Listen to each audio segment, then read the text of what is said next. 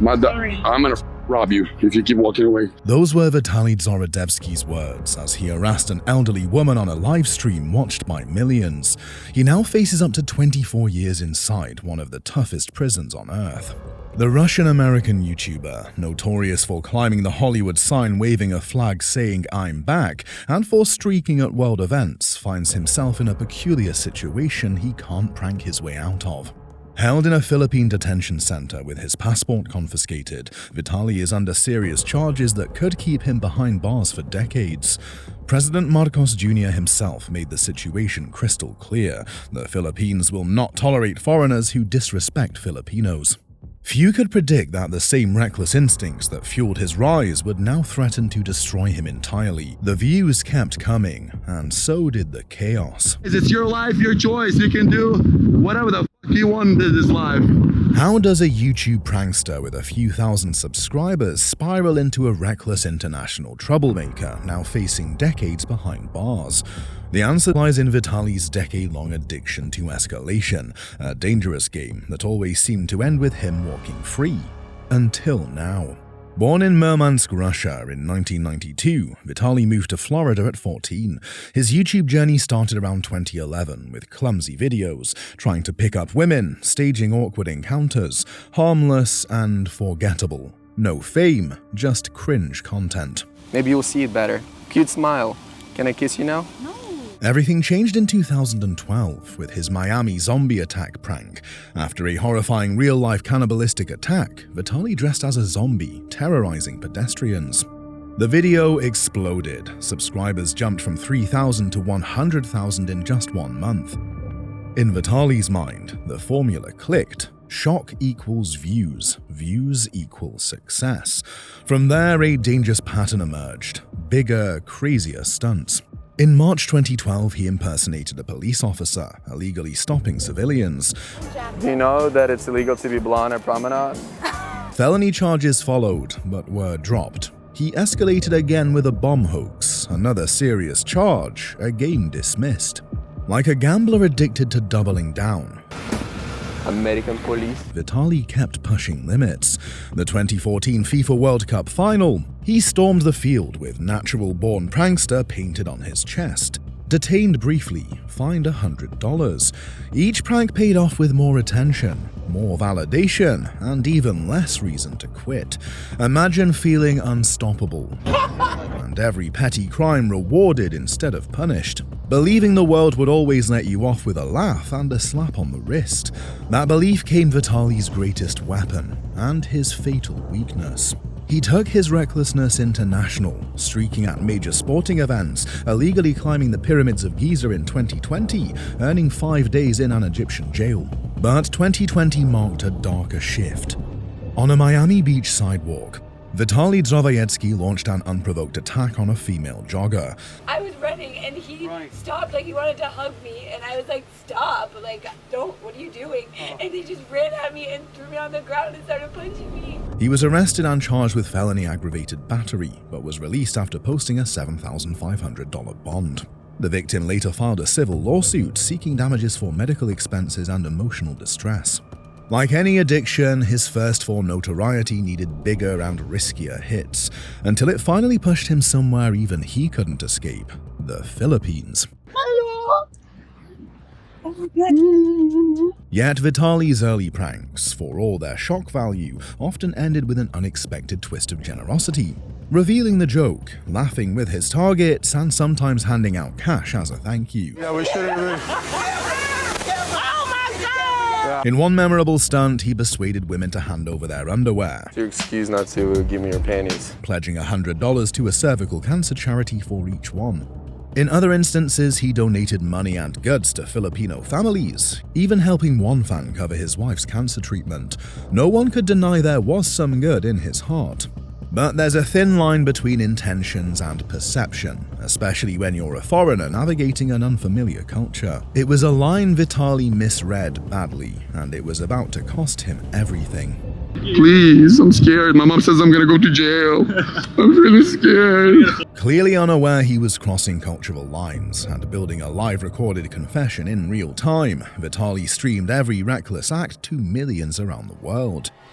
Watch as he zeroes in on his first target, an elderly woman walking alone on a public street. Her weathered face contorted with fear as she clutched her handbag tighter, her trembling legs quickening their pace. I'm gonna rob you if you keep walking away. Vitaly shouted, his voice echoing down the empty road.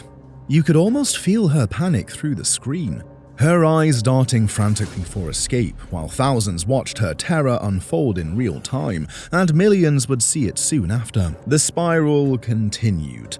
Next came the security guard, a man whose modest uniform represented his livelihood and dignity. No, I have a question for you.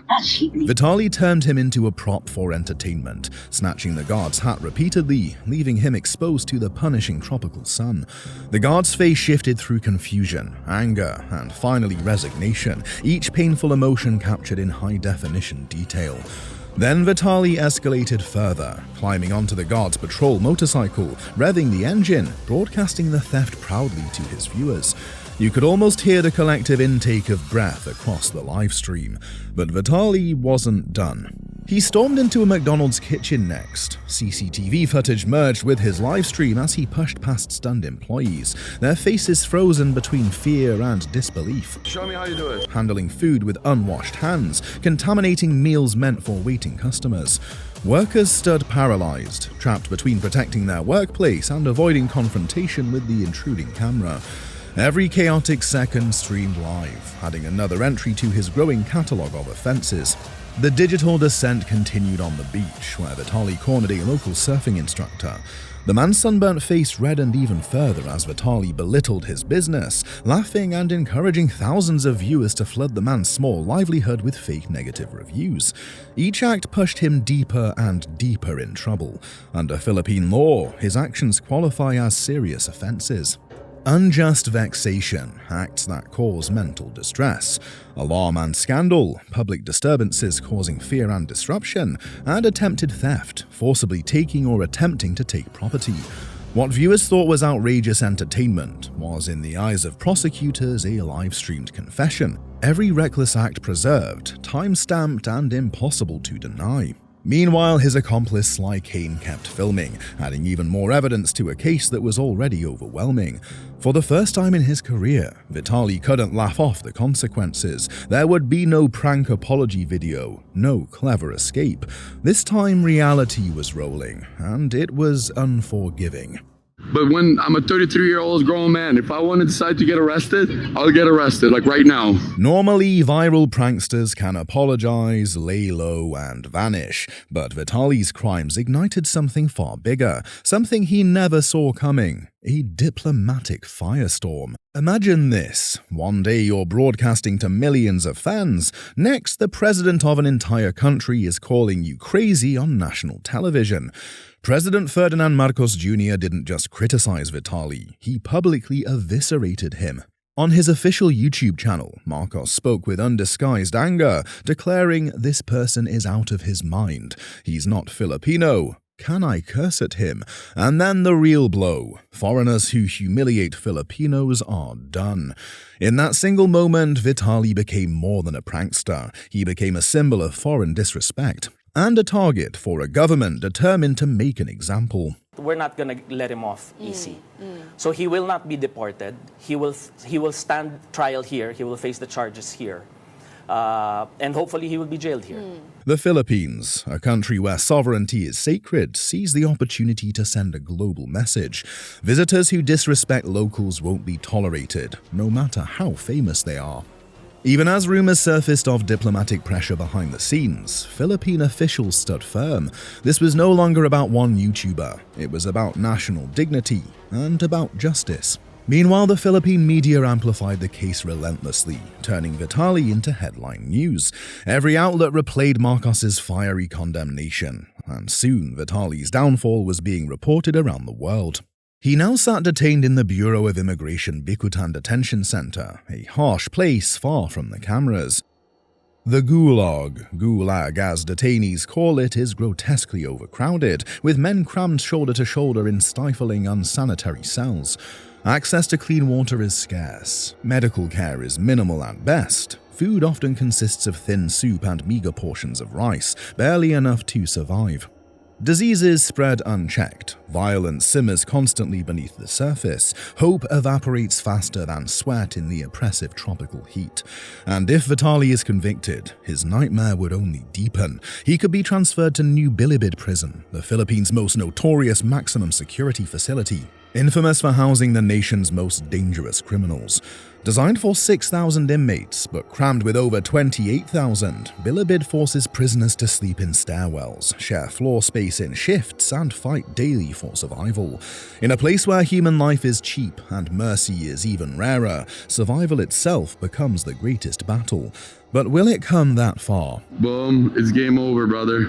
I'm gonna go get arrested. Vitaly's fate now hangs in a brutal kind of limbo. Trials in the Philippines can stretch for years, and even overwhelming evidence doesn't always lead to a conviction. Whether he's sentenced or not, one thing is already clear: he's no longer in control of how this story ends.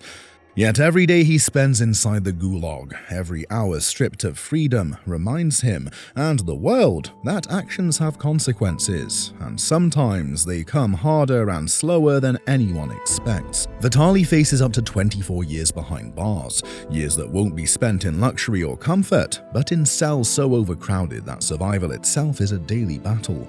His story is no longer a series of daring stunts and narrow escapes. It's a grim, cautionary tale of how the pursuit of online fame can blind you to real-world consequences. The internet might reward reckless behavior with likes, shares, and fleeting attention, but the real world keeps score differently, and when the cameras stop rolling, you're the one left to live with the fallout. Once a global prankster living life without limits, Vitaly now waits behind concrete walls, in a place where no amount of fame can protect you. In the desperate race for viral fame, some lines aren't just crossed, they're shattered. And the price is everything.